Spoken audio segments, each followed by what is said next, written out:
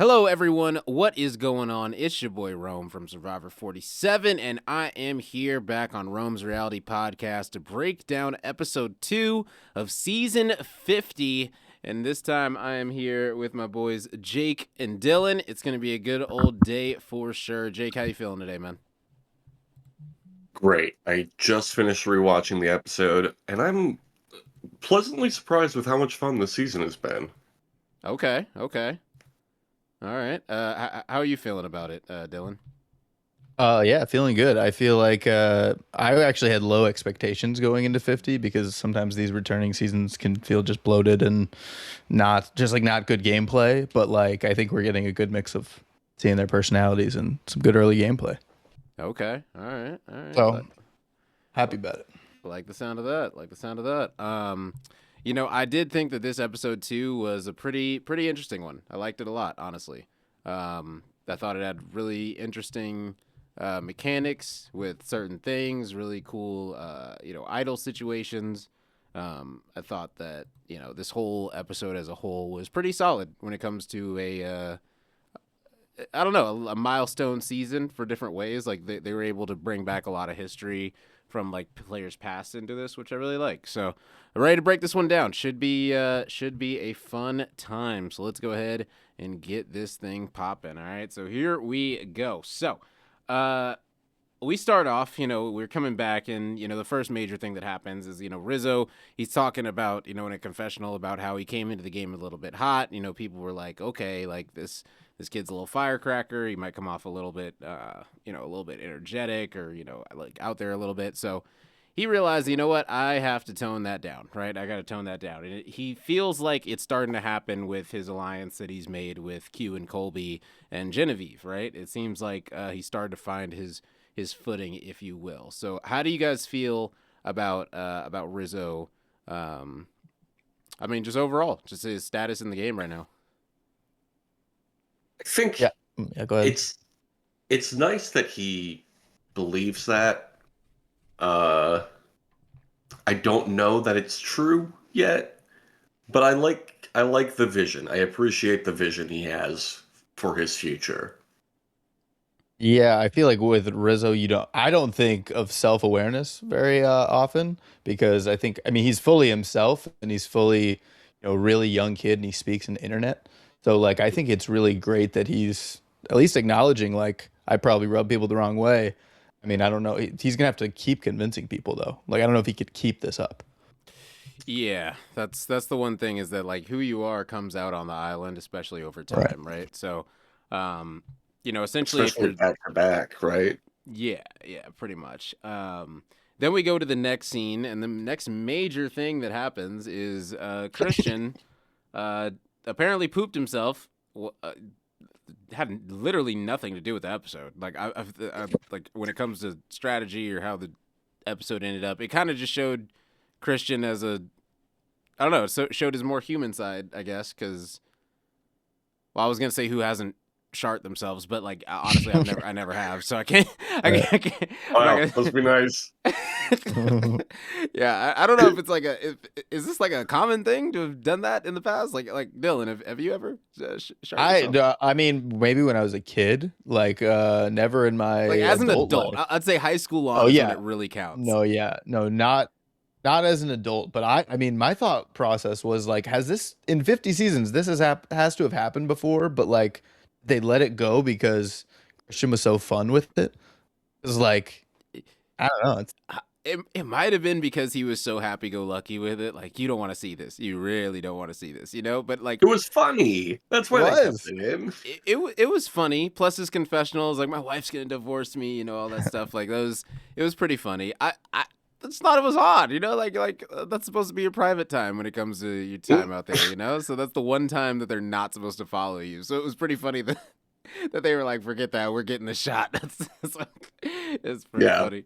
But it had absolutely nothing to do with the episode. So moving on, we go to the reward challenge. I guess that might be the only interesting thing that happened, like on any of the tribes, but who knows? We go to the reward challenge. We get Coach and Ozzy. Coach talking about what happened on the journey and him saying, "Oh, I want to play with integrity and all that stuff." And Ozzy's like, "Bro, like, get out of here."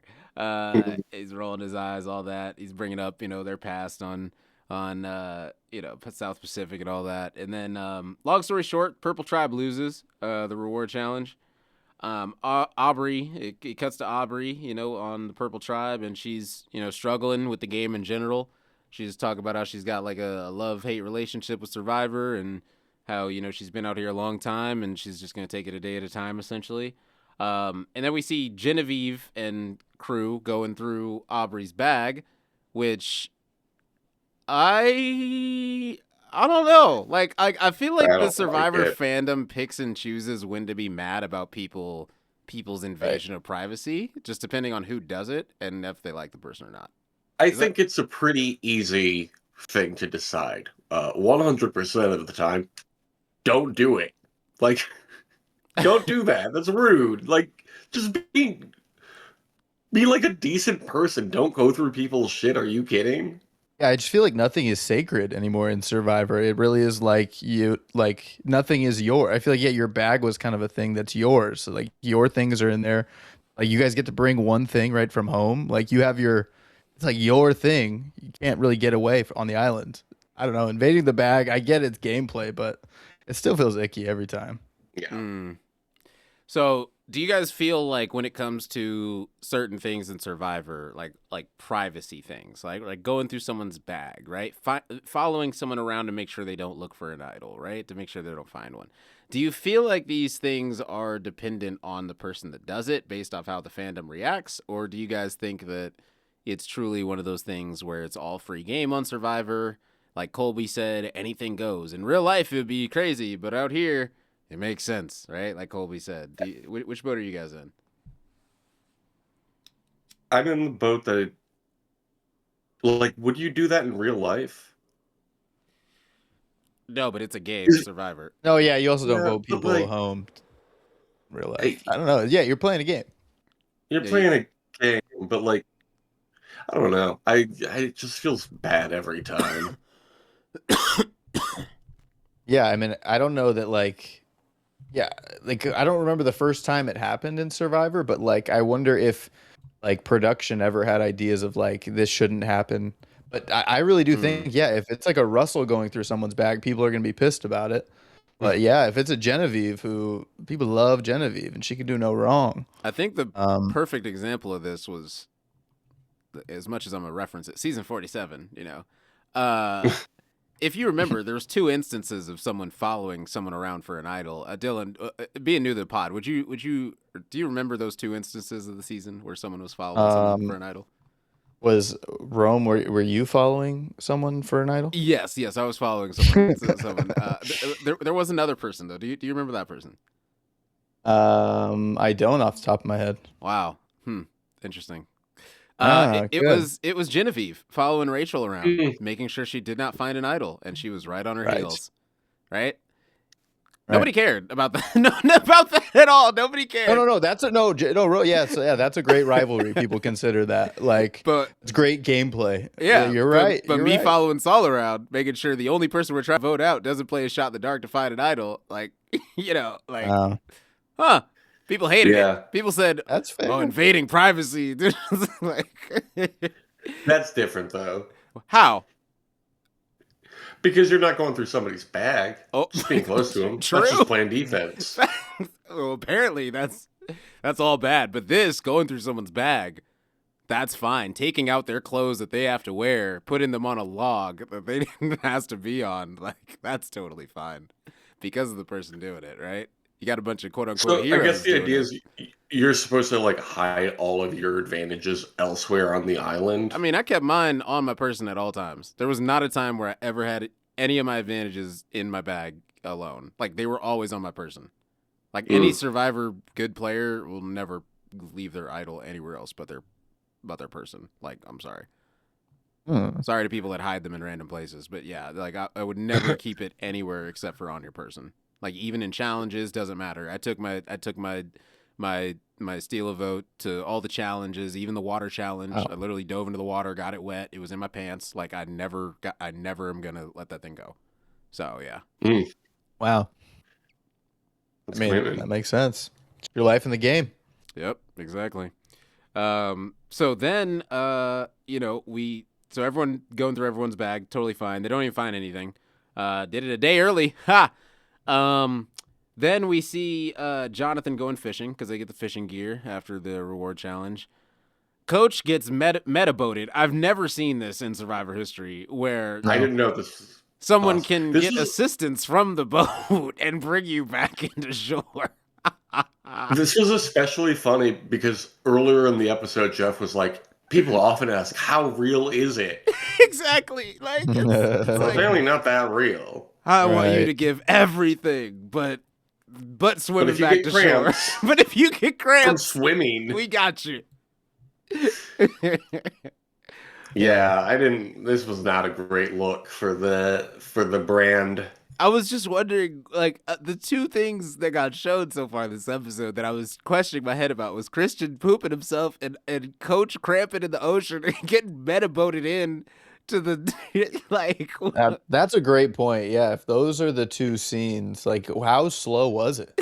exactly. Like, That's what, crazy. what else was going on out there? Like, I know that there Yeah. was something more interesting going on out there than They have to fill 90 minutes. than Coach's legs Yeah. cramping. Like, and then we get Dee talking about her tribe, talking about like, yo, this tribe, like we're winning, but this tribe is chalked. Like, we got Coach who's old, Chrissy's annoying everybody, and I think it's funny that everyone agrees that Chrissy is kind of annoying and kind of like giving like old mom vibes. So it's kind of funny that people on Chrissy's season from the jury were very adamant about Chrissy being this way, and the edit didn't show it at all. So I think it's very interesting that the edit is openly showing Chrissy being annoying to her tribe. And this season, when before on her last one, people were like, oh, she got robbed, when the jury really wasn't that fond of her because of these reasons right here, right? So there's a reason that they voted for Ben, right? It wasn't just they voted for Ben for no reason, right? Like that never happens, So that's my big thing. That's really interesting that I realized when watching this. Every single person that is on season 50 got a positive edit their first time playing. There is not a single person that got a negative edit their first time playing. People might say, oh, Q is a villain. No, he got a goofy edit. There was not a time where he was ever seen as an actual villain. You got a goofball edit the entire season, right? There's not one person that got a straight up negative edit or got a villain edit on their first time playing. They might have gotten it on their second time, like Coach in Heroes vs. Villains or South Pacific, but they've never... Everyone on their first season got a positive edit. So it is very interesting with so many people that got a positive edit on their first season to come back and play again because someone is getting a negative edit. Someone is going to feel like, oh, I wasn't really that bad out there as they're portraying me. Is that person going to be Chrissy? Who knows? Because she was getting the Dodo music edit behind her being annoying, and we all saw what happened with that. We all know who gets those type of edits. Rome. Same exact music. I recognize it. It plays in my ear every time I hear it. I'm like, oh God. Like, you remember it, right? It's like you're never going to hear a winner with the Dodo music edit. It's just never happened. It's never going to happen, right? They're not going to portray a winner. Not as a even Dodo. Marianne? Did they not use the Dodo music? No, for Marianne? she never got the straight up Dodo music. No. Man, her winning was so satisfying because she was so fun and silly. She was great. And nobody expected it. But you see that Man. silly. You hear that? That's the Yeah. difference. She was deemed silly, not annoying. Like they showed Silly is different than dumb. exactly. Silly is different than dumb. Well, I don't know about. I don't think anyone brought up dumb, but I don't think anyone. Kevin is coming in hot. I will say, Rome, I think you're onto an idea. Is a returning season should be only people with bad edits. Like they have to bring back That would be bad edit very people, interesting. let them redeem themselves, and then who knows how Survivor gives them an edit? Because honestly, yeah, like I said, I just watched Chrissy's season. I never remember her being annoying. I just watched it. Yeah, and people were saying she was the most robbed person ever because of fire making and all this stuff. But like, yeah. The jury, she still sat there at the end. Like, it's not like she went out at fire making. Like, she still sat there. The jury could have voted for her. They didn't. So, like, there's there's a reason for it, right? So now it's interesting that on season 50, we're seeing what the jury claimed, but people were always like, no, it didn't get shown, so it didn't happen. But now people are seeing it, and so it's interesting how, things that get quote unquote hidden or not shown for certain people, they can't always be hidden, especially if they come back and play again. So, I just thought that was interesting as a whole. So then, we go to the Orange Tribe. I'm bad at. I'm sorry. Oh wait, before we move on, can I just say I love this idea for a returning player Bad edits. season with bad edits. That's a great idea. We could draft that up. We could draft it up. Just give all the people Absolutely that got good. like I got statistically the most negative edit in Survive in the new era, right? See, Statistically. I want those stats for everyone. Captain. Yeah. You think your edit was? You don't think Banu's edit wasn't worse than yours? No, his edit was more positive than mine. It had more positive moments. I mean, he did win a it had million him. hearts. It had him talking to God. Him talking about like there was a lot of moments where like it showed him in a positive, desperate light. But me, almost every single there was not one positive thing except for me sitting in Jeff's seat. Literally, they made me fishing and providing for my tribe look negative. They made every single scene that I was in look negative to me. So when Edgic made the post and they were like, yeah, Rome statistically has the most negative edit in the entire new era, I wasn't surprised. Like, I was like, damn, like that sucks. Like, but watching it, like, yeah, it felt freaking like there was nothing positive that came out of my time that they showed. And it was really, really weird to watch back. So, So we got to bring them all back on a season called, wait for it, Redemption Island. but I mean, yeah, if you put like me, if you put Say, if you put freaking Shan, if you put like, Emhar. Ricard, if you put like Omer, if you put The season will just be a season of minorities. you put Banu, you put Bruce. I mean, It's about time. So I mean, bro. I mean, we've talked about it on this podcast. When is the last time a straight white male has gotten any type of negative edit? Dylan, would you like to inquire? Would you like to let us know when the last time a straight white male has had a negative edit on Survivor history? Gosh, I'm trying to go quick. Oh, when was Dan Spiros? 30. 30. No. Yeah. 10 years ago. The producer. You can't forget about Chris Noble, obviously. He was fine. He didn't even get a negative bro. edit. Like, people just didn't Like like him. down, bro. You didn't get a positive edit. It wasn't it wasn't a clear villain edit though. Chris Noble did not get a villain edit in my opinion. Do you think he did? Nah. That's what I'm saying. Like No, he just wasn't everyone's cup of tea. Well, He the wasn't a hard part for Chris Noble is that like Wendell wasn't a fan and Wendell wins the game. So Chris Noble's edit wasn't great because when the season's about Wendell and exactly. Dom. Put the pen down, bro. Like all that. Like it made people not like Yeah. his rapping, all that stuff. So Yeah. you're very right. You're very right. Not So- a positive edit. So it's been a while, right? So maybe they need to. Yeah. If they did it, they would just need to go through all the seasons because like there's literally not one straight white male in the new era that's had a negative edit, which is crazy to say, but it's just the truth. It's insane. So who knows? Will we get that in season 50? Probably not, but we'll see. We'll see what happens. Gosh, yeah, I'm even thinking like Jelensky's someone who should be a bad edit, but like is He's so positive and funny and is a beloved, funny exactly. joke. Yeah, Yeah. it's a joke. first boot. That's crazy. I mean, Christian literally poops his pants and it's positive. You're the god. Yeah. Yeah. So it's just a random point, but it is true, you know. It's just and Yeah. and No, I love I'm the- like looking through recent casts, and you're absolutely right. yeah. So you know. it is what Oh, it is. Brandon in Survivor 45. Ah, Brandon. He got a there very you go. negative He edit. did There not you get go. he did not get a villain edit at all. Not a villain. Well, Not a villain villain, is but it not was the very same He as got positive. an negative. unathletic, not ready to play Survivor edit. That's what he got. He Yeah. didn't Not get a positive edit. He's still That's not beloved. positive. He's still beloved by people that watched him. Because people That's relate. different, though. People relate to him. That's why. They say, dang, dang, Brandon, if I went on Survivor, I'd do the exact same thing on that ladder. But Brandon was already like a part of like the Survivor community. That's why he's like beloved. I mean, yeah, there's a lot of reasons that go into it. But yes, he didn't get a negative edit though. They just showed what happened. They just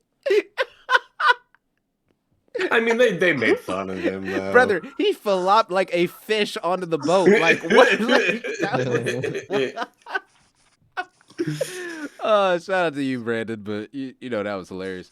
So then, man, so we see Joe catching Rick in a lie, and then people are randomly sick of Joe because Joe is. I thought this was crazy. So, wait, I thought this was weird. okay. This The was- way that Joe catches him is like Joe is like okay, Joe is super paranoid. The way that Yeah. season 48 did this man is insane. Yeah. And he can't trust nobody. He said, "I got Like, baggage." whatever He yes, did. heavy baggage. And And I so felt right? So the whisper, the slight whisper of Rick to Savannah was enough to just pique his interest. And so just the straight ask of, so what did Savannah say to you, dog? Just tell me straight up. And Rick's like, just if we were gonna just like talk about strategy. And I said, like, no. I mean, like, nah, I don't know what to say here. I don't know what to say. Oh yeah, I mean, you could just tell like from the way Devins was rattled. Like you don't see Devins rattled like that too. By he was just like, "What the heck, Joe?" And like couldn't get a word out at one point when they're arguing later. Like, oh, it was wild. And the So- fact he was mad at Joe or he was mad at Devins when I'm like, or Devins was mad at Joe, but I'm like, dude, Joe's just playing his game. He's calling out some BS he sees. Yeah, that's exactly how I felt. Like Joe called out Rick on his BS, and Rick didn't like it. So then he went to the other Survivor players and played it up as some, oh, Joe's making us like treating it like it's Boston Rob and freaking Winners of War, right? Like or freaking whatever that season was where Boston Rob just fucking ran it down, right? Like not Redemption Island, the other one where like people were just like kept Yeah, it was Winners of War. Yeah, it was Winners of War. Right? Yeah, he's like, we're gonna Winners of sit War. here. We're all gonna sit here. Yeah, we're all gonna Walk sit it. here, and Ben Drybergen is like, this is against everything I stand for, but I'm still gonna do it, right? He's like, I'm still gonna do it though. Like, oh man, it reminded me of Rome, that. So I think you said it though. and so You said it before. You said your previous seasons kind of dictates how you play, and the way that Joe and Eva and all of them played with like all the honesty and integrity, it kind of like paints Joe. Like 48 was such an, if you think about it, it's such an anomaly of how people were playing and wanting to play and how everything went comparatively to like the rest of the seasons. I of mean, Survivor. brother, like there were so many people that could have made a move and just never did. I'm not even gonna fault Right. that alliance fully. Like that was just pathetic. Like in some Right. aspects, right? Nothing ever happened. Yeah. Nothing ever happened. And so Joe has they have this like this feeling of this man, of Joe, of who he is and how he plays with just such integrity, if you will. So yeah, Rick doesn't know what to do here. Yeah, so I think that this was Rick getting pretty upset at the fact that he got caught, and then so he tried to make it a group issue, like, oh, all of us are trying to play Survivor. He's not. He's trying to make us like, remember him on 48? Like he's trying to, you know what I'm saying? Like he's essentially doing that, and I think this is crazy because it's already coming out on Twitter, so we could talk about it. But like, this was a way bigger fight than was shown. Like this was way more confrontational. There's a reason that Joe literally apologized to Tribal to Jeff when Jeff wasn't even freaking there. Like it was apparently really bad. Like, and I heard about this argument before the season even like started. So like I had heard about this like a while ago, right? So like I was like, okay, like that's pretty interesting. Like someone was like, yeah, like people are gonna compare it to, you know, like to other rivalries, things like that. And apparently they showed an insanely tamed down version of it. And people are on the cast are wondering why, right? Because like a lot of people on the cast are like, dang, like that should have been a moment. Like that was a very big situation. What you just talked about. We can't make Rick or Joe look that bad. You know what I'm saying? Those are the good guys. The On Fire podcast hosts and the Emmy Award nominee. They can't make him look that bad. Can't make. Yeah. Can't I mean, make him and then, look and then bad. that makes you think that like even the Ozzy and Coach stuff might be deeper too. Like they might only be showing us a little bit of that, right? I feel like they're showing us as much of that as possible. Well, the way that Ozzy's face went, can't make him look that bad. I mean, they're showing coach cramping. I don't know if they like I don't know if I don't know if they're too worried about coach's perception. I think people are just gonna enjoy coach as long as something. Coach is if, untouchable. if anything interesting happens to coach, we are gonna see it. I promise. The whole season, as long as he's in. And this is the thing. As far as I'm concerned, so far there has been zero reason to vote coach out. Like no one has ever. Like there's no one. Like I feel like coach is gonna be in this show for a long time, just because there has been no inkling or a reason. Like there's never a reason to vote coach out over someone else. In my opinion, like there's always someone more important to vote out. Always, like coach is never gonna be the issue. Like, and so I don't know. I feel like coach is set up, especially on this tribe. Well, I know there's apparently a swap coming next week. We'll cross that bridge later. I don't even want to talk about a swap till after it happens because it doesn't even matter. We're not gonna break it down or nothing. But yeah, I thought that was interesting. So then after that, we see Christian finding the Billie Eilish boomerang idol. We could just breeze through this real quick. He sends it to Aubrey, right? And then it cuts to the Purple Tribe, and Q is sick of Rizzo being lazy.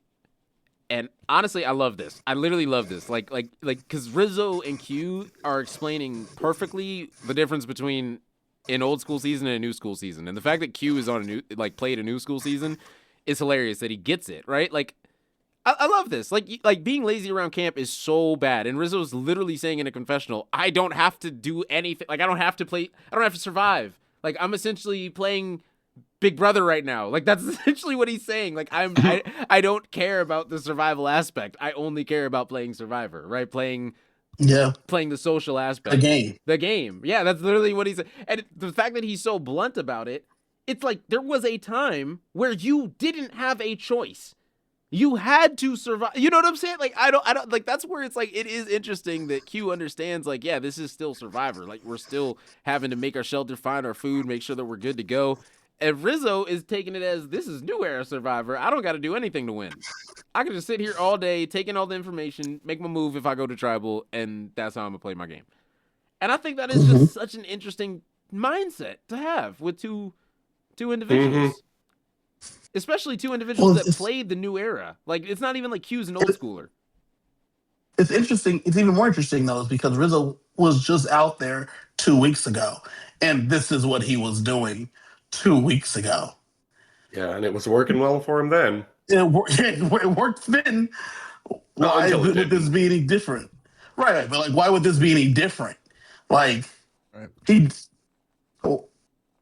how would he know any different? You have Kobe and them played so many eons ago.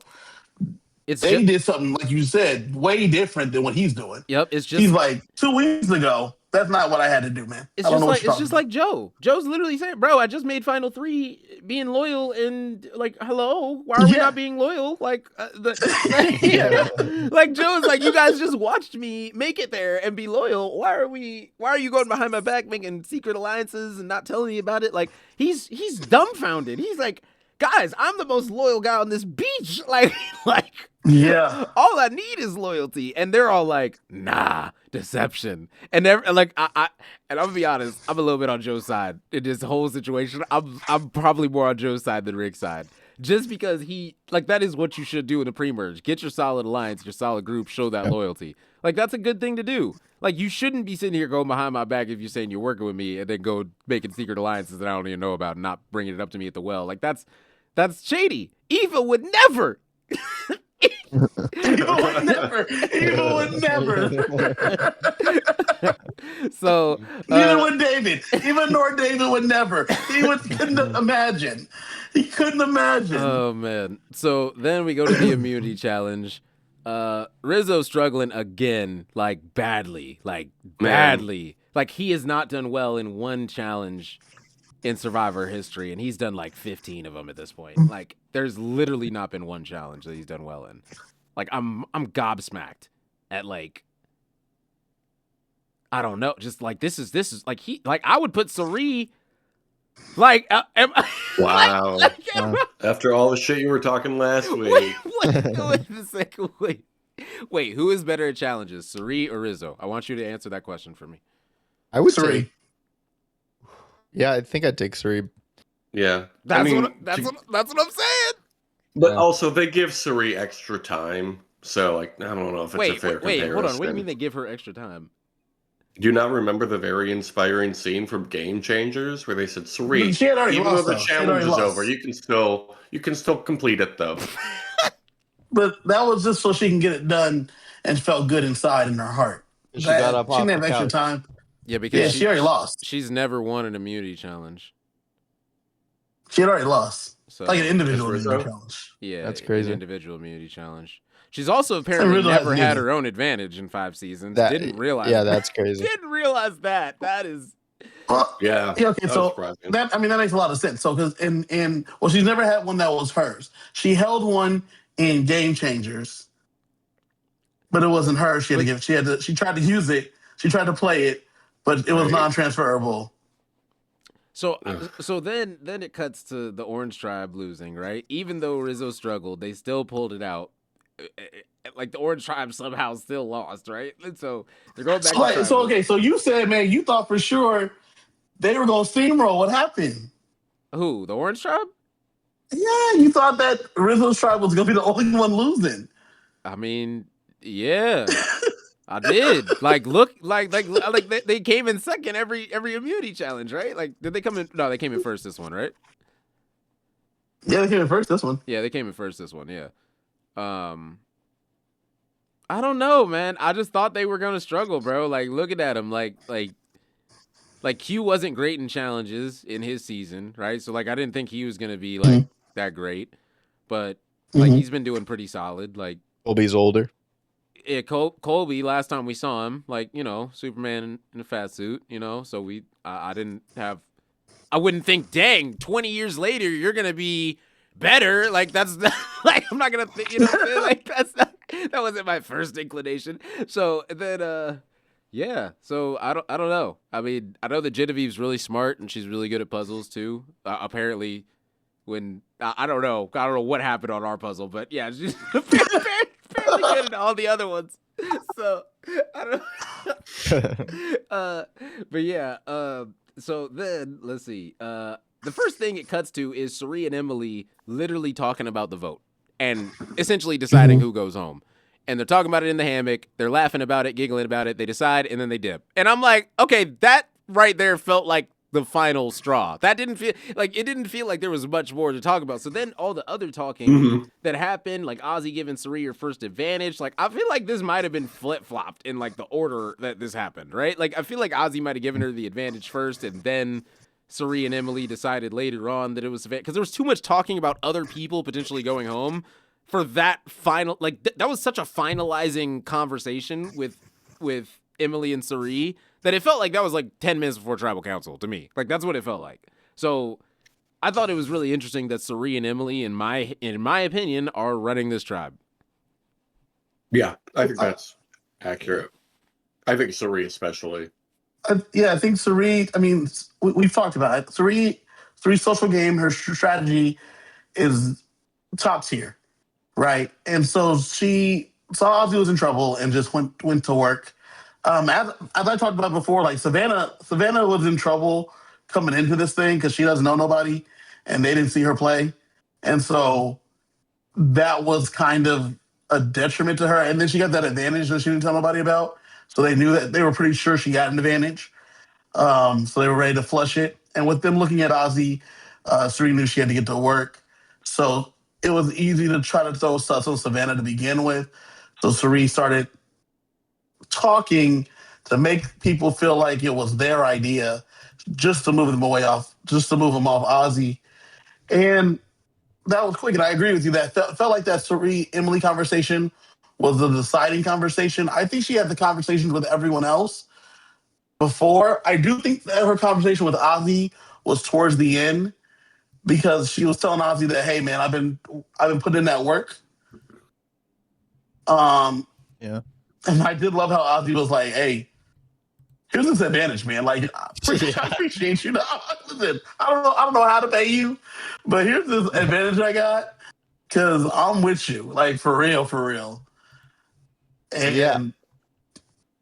No, I thought the Emily and Suri conversation really just set up Suri's like dominance because Emily, I think, starts with, well, I want Savannah, but they want Joe, and like, or they want Ozzy, and like she sets it all up, and then Suri, yeah, totally takes it over and puts it all on Savannah. That's what it makes it look like. And I don't know, yeah, I think it makes Suri come out on top. I don't know why Ozzy gave up that advantage on season Not 50. a clue. Not a clue. Like that blew He's my doing mind. strategy. But also, you he has guys. been really bad with advantages historically.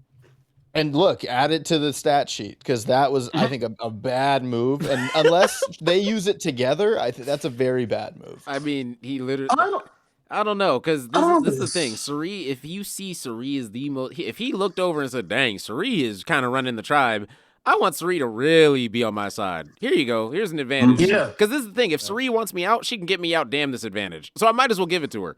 Correct. Like this advantage to me, all it did was like pay the mob boss for protection, Facts. That's Yeah. exactly what this was. and it was what, it was an extra vote or something. Like that's Extra all it was. vote. It was an extra vote. Just an extra vote. And so it paid the mob boss for protection, and it showed the utmost loyalty. Like he said, he told her I'm with you. He told her about the stuff, and then he proved he like doubled down on it by giving her the advantage directly, no strings attached. Yeah. That's and as you see, Cerise putting in extra work for Ozzy because of these things. Yeah. Yep. So then we see Christian tell Rick about the idol he gave to Aubrey, and Rick is like, "Oh wow!" And then like when like Christian's like, "Yeah, I had to give it away." Like you can see Rick like the fake excitement set in. He wasn't really excited anymore.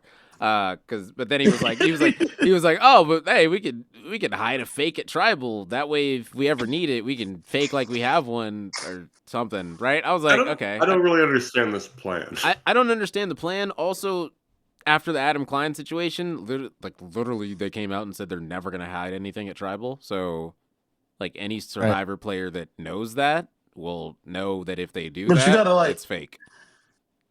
But I don't. You have to. I don't know that you. Do you have to remember that in the moment though? I mean, yeah, but that's also playing Survivor. Like you got to think, like, is this a real thing? Is this a possibility? Like 100%.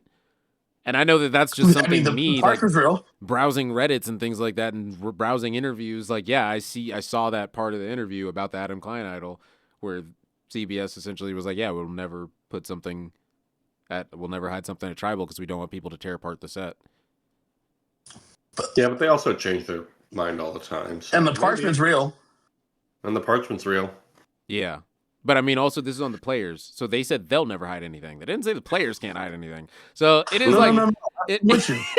there's definitely a line. And so it's like, I can understand how it got through. But like, it was just kind of interesting how, the player, like any player is going to know that it's a fake, right? Unless like a player really puts an idol there. But like, I don't know. That would be kind of Different times, though, ballsy. Ro. Just put, like, if you could just hide your idol at Tribal, would it still be there the next Tribal? Like, could you just go and get it? Like, that would be a ballsy move to just hide it. Like, because I know Okay, so the night that you went home, you knew you were going home, yeah? it was like it was like 20. It was either solid Okay, me. It was like so 70, 20, 75, 25. If you look down and you see something wedged in there, you not gonna pull it out and think about trying to play that? I'm thing? not looking for anything at Tribal. I'm I focused on guess. Jeff and the other people. Like, there's only one place where I can think logically where you could hide it, where like no player would really notice, and I'm not gonna say it because now I thought of it. So there's only one place. I don't know that they're hiding it for them or for someone else. I felt like they're hiding it for someone else to find. I don't know. No, I think they're gonna discover it later. Yeah, they said think- they said if we're ever yeah. in trouble, we can fake like we have an idol. So they're gonna fake grab it essentially from the freaking flame circle thing, and they showed us it. So clearly this matters or is gonna come into play at some point, right? So, Yeah, of course, yeah. But the idol will say this is a Billie Eilish idol, right? Isn't that what the part Yeah. is? So also Yeah. there's that where it's like, oh well, we know you can't use that idol. yeah, exactly. Well, we I found think one they're too. just gonna say that there is parchment, right? They're not gonna read the parchment. I think they're gonna be like, oh, parchment. I feel It's like real. since there's a swap coming up, this might not matter at all. But the Savannah, she tells a sob story at Tribal about like her previous season. You won $1 million. There's nothing to cry about. There's You made history. You made Final history, Tribal was Noah. rough though, man. That was literally 2 weeks ago. Savannah, I love you. You won $1 million. You can't be crying about your season. I'm sorry. That's wicked. All right. So Like, so, yeah. so then Savannah's voted off. When I saw her Understandably. crying, I was like, "Oh, okay, it's definitely Savannah then." Yeah. Nobody cries at tribal council if they're not going. No, that definitely happens. It happens. It Definitely happens. happens. Then Christian after tribal, Christian fake trips, Devin plants the fake idol, and then that's the end of the show. Stupid. So, yeah. So let's go ahead and break down. Let's go ahead and wrap this episode up. Player of the episode. Who's your guys' player of the episode? And you got to pick. The rule is, Dylan, you can't pick the same person. So Okay, I'm gonna pick Saray before anybody else can. Oh, I was gonna go first. I'm gonna go Emily. I'm gonna go Emily. And we don't even need to say why because I think it's self-explanatory. Like I'm gonna go. Emily. I'm taking Christian. I think you're Man. stuck with Rick. You snaked me on Sari, man. Like that was, All right, you gotta act fast, you, knew I man. was, you knew I was gonna say Sari. And they did. That's why I said it so quick. Yeah, Ozzy's not a bad pick. Yeah, he's not. Yeah. Kevin, who's your choice? Who's your choice? I'm going to go with Jonathan for help to save coach. Jesus Christ! All right. No, the safety. I'm gonna go with the safety boat people who saved. Oh my God. Yeah, that's a good call. Yeah, Coach We getting could've lost meta-voted. Coach. Coach getting meta-voted was oh man. Meta boat people. This guy went from rocking on journeys on top of plateaus to cramping in the ocean, getting meta-voted, bro. Like Coach's journey there is nothing like it, bro. I love Coach so much. bro. Mhm. I love Coach. All right, so here we go. Do we want / think they will play again? So you got to answer both. Do you want and do you think they will play again? Let's go with Dylan first for Savannah.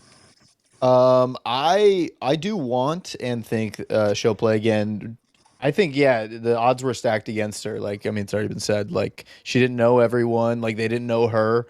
And I just think if you switch her out with like Gabler, I don't think this is happening. Or Mont. Like, I don't think that it's going this soon because there would be time. So I think she'll be back. I think they like her too.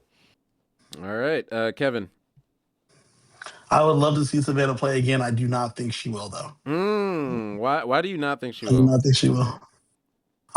They have so many people to bring. They don't bring a lot of winners back too often, and I think that she'll have other opportunities to do other things. Okay, that's a fair take. Jake, what about you? You know what? I think Kevin convinced me. I would love to see Savannah again. I was like, oh yeah, for sure she'll play again. But you're right, they don't bring winners back a ton a third time. It's very rare. What, Sandra, JT, who else? Boston Rob. Boston Rob, obviously. Boston Rob mainly, Yeah. but like Rob, since he won, he's been back once. Parvati. She Tony came back. 3 times. Yeah, Tony, Yeah. Parvati. And this is the thing is Tony went out at the exact same placing that Wow. that she did. So and then Tony came back and won. So maybe No. So think about those same people outside of winners at war. Well, not the same placing because she got 22nd. So and he got 14. How Like, many there was people- way less people, but how- whatever. how many winners have they brought back outside of the season of all winners? That's a Chat GPT question. I have no idea. But also, I don't really they haven't care brought that any much. back in. Yeah, 10 and I seasons. really don't care that much. Yeah. either. All right, so here we go. so I would love to see her again, but yeah, maybe on Traders or the Challenge or something else. That would be cool. Yeah. Okay.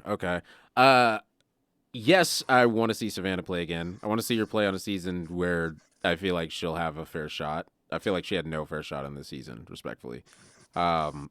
Like she had a huge target on her back. Nobody knew how she played. They hadn't even seen her season yet. It was kind of I don't know. It was, but they knew she won, but they didn't know how. So it's like, it's one thing to come back and it's like, yeah, I lost my season. All right, cool. You're not a threat then if you made it to the end and didn't win. You know what I'm saying? Like that's how they're all looking at Rizzo right now. It's different than oh, you just played and we have no idea how and you won. Like, oh, okay, hold up. Like got to get rid of you. So it makes sense that she was the easy vote here. Do I think she'll play again? Yes. I think that in a Heroes vs. Villains season, she's a lock to return. So I feel like she would be one of the people on the Villains tribe. So who knows? Maybe future tribe mate of mine. You never know. But I think do we think that she benefits the way Camilla does that Kyle left? Like that Rizzo benefits Savannah leaving. I don't think that. No, I don't think it mattered for Rizzo. Honestly, I don't think it mattered at Yeah, all. they don't know how close they were. Yeah, They have no idea because they didn't see their season. all they know is he made it to the end and lost. That's all they know, and that right there alone makes people look at you as a non-threat. It's one thing if you're like the fallen angel, like if you got that. Why do you think so many people are like, "Oh, Genevieve is so dangerous. She didn't make it to the end," because people feel like if she would have won. Right? People feel like if it was Genevieve and Rachel sitting at the end, it would have been Genevieve that won. Right? So people just feel that way, right? Like so. When it comes, people feel like the same way with Jesse Lopez, right? If Jesse Lopez would have won Fire, got to the end, and then lost, it's different than if he goes out in Fire and we don't know and we feel like he would have won, So, so just knowing that Rizzo made it to the end but couldn't close the deal, bet I'll take you this time. Like, so it's the same thing that's kind of working for Joe. I feel like out of everything negative that's going around Joe right now, I feel like the main positive is he made it to the end and couldn't seal the deal. So, like, you hear Suri literally say the biggest pro to keeping Ozzy is his social game's bad, right? Yeah. Like, a lot of times the fault with the people that make it to the very end is their social game wasn't where they wanted it to be, right? And that's why they didn't win compared to the person that did win. So, I don't know. I don't know. I just think that, I don't know. That's a good debate for another time. But yeah, so I think she'll play again for sure. What all right, let's wrap this up with a rating. What do you guys what's the rating for the episode? You guys can just crapshoot them out as you think of them. 8-6. Okay. I had a good time. Yeah, I'm gonna go 7. There's no journey. It was just reward, immunity. I feel like that hasn't happened in a while, but that's kind of cool. But there was a lot of. I'll give it a 7.5. I think there was a lot of funny moments, like Coach cramping, Christian pooping himself, but like that didn't matter at all to the episode. And I would really like to see more Survivor gameplay. That's my opinion. So I think that I'll give it a 7.5 because the episode post immunity was good. Like it was good post immunity, but pre immunity was kind of a drag a little bit. So I definitely think that the things heated up after immunity, but that's usually how it goes on All-Star seasons. Players know they don't have to play the game until the immunity challenge. So, it is what it is. So I would give it an 8. Oh, okay. There we go. For the same reasons, basically. No journey, great. Makes for such more fun episode. And Christian shitting himself, that's funny. We didn't talk. I don't think we talked about the hammock. He was looking through the hammock. What a shot! Oh, but looking through the hammock, that was a good shot. Yeah, him rocking Joe. What a moment! That was a good scene. Yeah. That's why he's the player of the episode. I forgot. Should be. Yeah, I didn't love the meta boating of Coach though. That was a bad move. Yeah, getting meta boated is wild. Getting meta boated is wild. But shout out to Coach. I did love Mike White's like look into the camera like, come on. Yeah. That was a good moment. I mean, it's Coach, man. Like, what do you expect, really? We exactly. But regardless, thank you guys for listening. I hope you guys enjoyed the show, and we have fun recording it. Like I said, it's just a bunch of guys having a good time, talking smack about a show that we all love to watch, man. So it's pretty fun. And yeah, you guys want to tell everybody where you guys can be followed at and all that? Sure. If you want to listen to me talk some shit about the show some more, the Compassionate Haters Survivor podcast, where you can hear that on Sundays, every Sunday usually. We actually, over the summer, or the winter, I guess, covered South Pacific. My co-host had never seen it. So that's a fun time. All right. You can catch me at Justice for Dean Thomas We're talking about Harry Potter shit. All right. I like Christian. Yeah, you catch me at Dylan Berry Network, just anywhere. It's just YouTube, whatever we're feeling. Survivor, sports, whatever. All right, cool. And you guys already know, you guys can follow me everywhere at Rome the Host. And yeah, I will catch you guys on the next one. It was good talking with you guys, and I hope you enjoyed listening. Peace. Please. Peace.